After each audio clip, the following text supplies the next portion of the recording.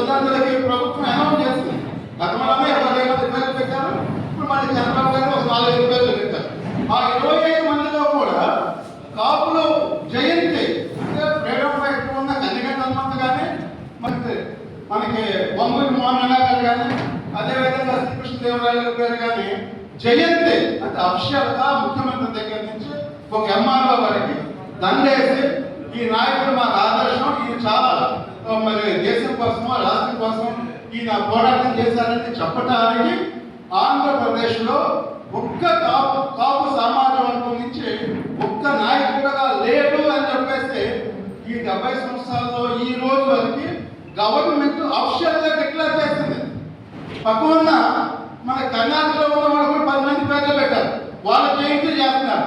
బీహార్లో ఉన్న వాళ్ళు జయంతి చేస్తున్నారు, ఉత్తరప్రదేశ్లో జయంతి చేస్తున్నారు, ఆంధ్రప్రదేశ్లో ఉన్నటువంటి మరి మీకు తెలియదన్నా ఉప ముఖ్యమంత్రితో మాట్లాడాల్సిన అవసరం లేదా? మనం ఎవరి కోసం ఓట్లేసాం, ఎవరి కోసమని బాధ్యతగా ఏ రోజు ఆ గుర్తుకి ఓటైనటువంటి కాపు సోదరుడు కూడా ఓపెన్ సైకిల్ గుర్తుకు ఓటైనటువంటి కాపు సోదరుడు కూడా ఆయన్ని చూసి ఓటేశాడు.